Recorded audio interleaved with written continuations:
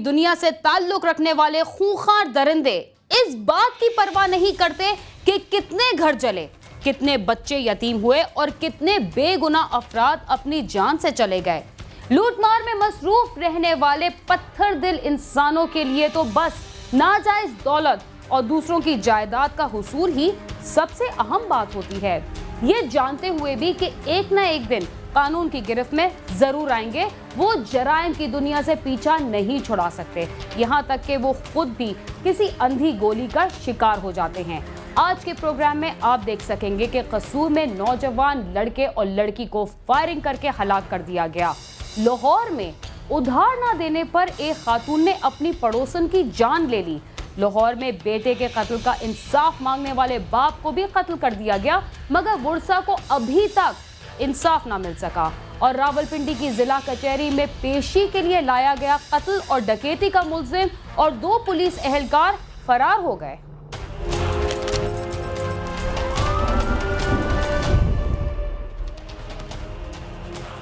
कहते हैं कि उधार मोहब्बत की कैंची होता है। अगर किसी को उधार दिया जाए तो वो मिलने मिलाने से भी जाता है, मगर लाहौर में तो 1000 रुपए उधार ना देने पर अजीब व गरीब वाकया पेश आया कि एक खातून ने अपनी हमसाई की जान ले ली।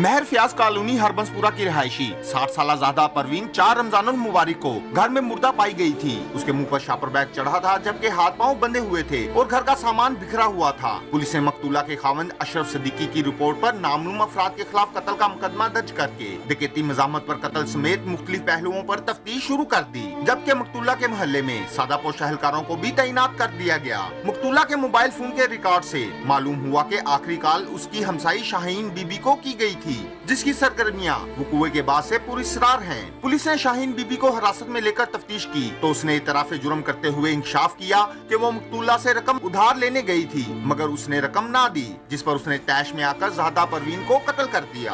अफसोसनाक वाक़या था। खातून रोज़े की हालत में थी, जिसकी वजह से काफ़ी तकलीफ भी हुई कि एक रोज़ादार औरत को नाहक कत्ल कर दिया गया। ये सारा वकूआ पुलिस ने ऑब्ज़र्व किया, मैंने मौके पे ऑब्ज़र्व किया सारा, उसमें जो एविडेंस थी मौके से हमने वो कलेक्ट की। इंसिडेंट इस तरह का हुआ जो कि अफसोसनाक भी था और लोगों के लिए खौफ का बायस भी बना और पुलिस के लिए ये चैलेंजिंग भी था। मेरा कोई ऐसा इरादा नहीं था कि मैं उनको मारूं और ना ही मैंने उनको मारा था। मैं उनको उनके होश में ही छोड़ के आई थी। मैंने उनको नहीं मारा, मैं सिर्फ उनके लिए पास मजबूरी के लिए अपने गई थी। मेरी सख्त मजबूरी थी, उस टाइम मुझे कुछ भी नहीं नज़र आ रहा था, लेकिन जान लेने का मेरा बिल्कुल इरादा नहीं था उसका। वो सिर्फ नहीं, वो शोर डाल रही थी, इसलिए मैंने उनके मुंह पर शापर डाला था। वहाँ से कुछ भी नहीं मुझे मिला। उनकी आर्टिफिशियल ज्वेलरी वगैरह पड़ी थी, वो मुझे ज़रूरत नहीं थी, मैंने वहीं पर ही छोड़ दी। मोबाइल लेके गई थी? हाँ जी, सिर्फ मोबाइल पड़ा हुआ था और कुछ वो नए नोट थे 20-20 के, वो भी कोई 200-300 से कम ही होंगे उस टाइम। अब बच्चों के ख्याल से ही मैं घर से निकली थी कि भी मेरे बच्चे दरवाजे से बाहर बैठे हुए हैं, लेकिन फिर भी मुझे कोई फ़ायदा नहीं हुआ। जो मैंने तल्ला मेहनत बाद में की है वो मैं पहले ही कर लेती। बस इस चीज़ का मुझे बहुत पछतावा है। आगे मेरे 7 बच्चे हैं। मकतूला ज़ादा परवीन के शोहर का कहना है कि उसकी बीवी को रोजे की हालत में इंतहाई सफाकाना तरीके से कत्ल किया गया था। वो कातला को अंजाम तक पहुंचाकर ही दम लेगा। मेरी बीवी मेरी अकेली ज़िंदगी की साथी थी और बुढ़ापे में थी, बीमार थी, रोज़ादार थी, बहुत दीन वाली औरत थी। ये बेदीन लोग पानी भी पी के उसे खा पी कर फिर उसने उसको मारा है और बेदर्दी से मारा है। 2 चार्जर की तारें उसने बांधी हैं और फिर दुपट्टा बांधा है, ऊपर से 2 शापर दिए हैं, फिर मुंह में शापर डाले हैं और फिर तकिए से दबा के इसको रखा। हाथ भी दोनों बांधे हैं और पाँव भी दोनों बांधे हैं पैंसियों में। मैं कैसे माफ़ कर दूँ? इसने इतनी बेदर्दी के साथ मारा है उस औरत को कि वो इस तरह की मौत के मैं बर्दाश्त नहीं कर पा रहा हूँ, आज तक नहीं बर्दाश्त कर पा रहा। मैं कैसे माफ़ी का इरादा रखूँ, मुझे बताएं। मुलजिम को उसकी सज़ा तो मिलनी चाहिए ना, ठीक है कि नहीं। बाकी ये इनकी बहुत बड़ी मैं कहता हूँ कामयाबी है कि एक बिल्कुल ब्लाइंड थी ये औरत ना, तो इन्होंने किस तरह इसको टच किया है, पकड़ लिया है। ये मियाँ महमूद साहब की बहुत ही मेहनत और असलम साहब की बहुत ही।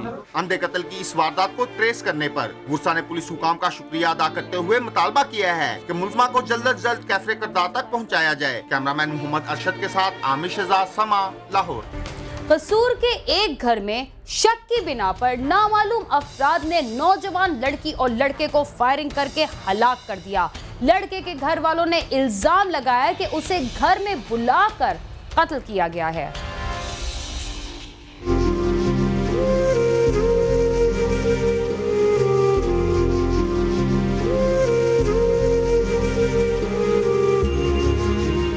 कसूर के इलाके ललियानी के रहायशी मोहम्मद जुबैर ने अपनी बेटी सलमा की मंगनी लाहौर के रहायशी आबिद से की थी, जिसके बाद आबिद ने जुबैर के घर आना शुरू कर दिया, जो जुबैर को अच्छा नहीं लगता था और मोहम्मद जुबैर ने कई दफा आबिद को मना भी किया, लेकिन वो बाज ना आया। जिसके बाद मोहम्मद जुबैर ने गुस्से में आकर मंगनी तोड़ दी। इस बात का आबिद को गुस्सा था और अब वो सरेआम सलमा से मिलने की बजाय छुपकर मिलने के लिए रात को आता था, जिसका मोहम्मद जुबैर को तो इल्म ना था, लेकिन ये बात मोहल्लेदारों के इल्म में थी। दरारें डाल के या कैसे भी इन्होंने नहीं, रिश्ता जो था वो लड़के वाले कर गए थे, इन्होंने मंगनी जो थी तोड़वा दी। बीच में वो मुख्तलिफ़ किस्म की बातें करके ये ऐसे हैं जैसे भी करके उन्होंने मंगनी तोड़वा दी। उसके बाद फिर तो लड़के वालों ने यह कहा था कि हमारा लड़का तो यहाँ पे आता नहीं है। एक मरतबा यहाँ पे आया भी था, तो उनको बात बताई थी हमने कि आपका लड़का ऐसे आया, वो मानते नहीं थे। तो फिर बाद में उनको पता चला कि ये जो है सिस्टम काफ़ी है, तो उनके जो अजीज़ थे, ये बड़े थे, उन्होंने एंगेजमेंट कर ली कि मसला यहाँ तक पहुँच गया, इसको क्लोज़ कर लें। लेकिन जब मंगनी कर ली उसके दूसरे दिन ही ये जो लोग थे, हमसाए थे, वो जो उनके रिश्तेदार थे, उन्होंने मुख्तलिफ़ अफवाहें फैला के ये ऐसे हम तो ये मंगनी नहीं होने देंगे, आपने ऐसे किया, आपने ऐसे किया, मंगनी उन्होंने तोड़वा दी। फिर इसके बाद भी जो लड़का था वो मुख्तलिफ़ तरीके से आता रहा, इससे हमें नहीं पता कि वो कब आता था कब नहीं आता।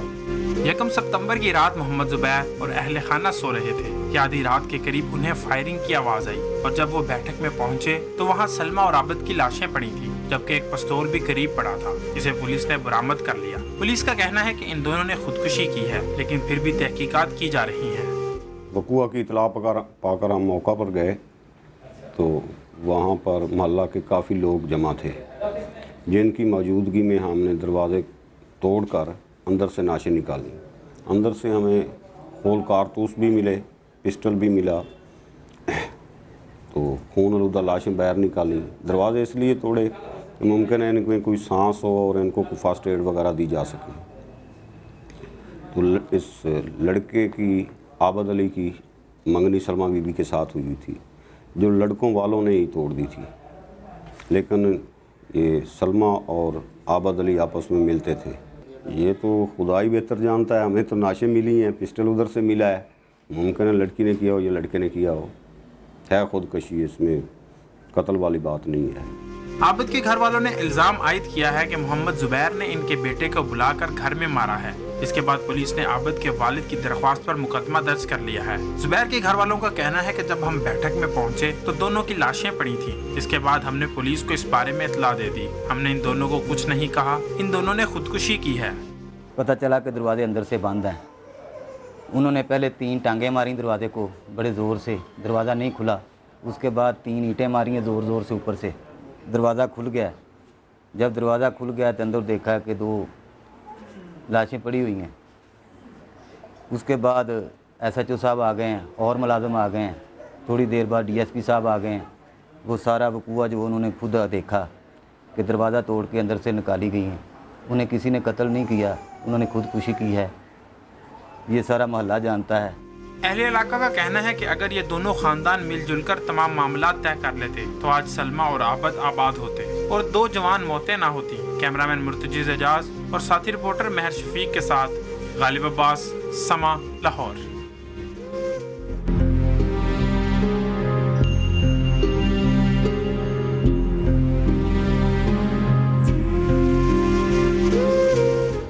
लाहौर कि इन्वेस्टिगेशन पुलिस कुछ अरसे कबल मॉडल टाउन से अगवा होने वाले अमरीकी शहरी और साबिक गवर्नर पंजाब के बेटे शहबाज तासीर का कोई सुराग नहीं लगा सकी। ताहम पुलिस की टीमें पुरुमीद हैं कि उन्हें जल्द बाजियाब करवा लिया जाएगा।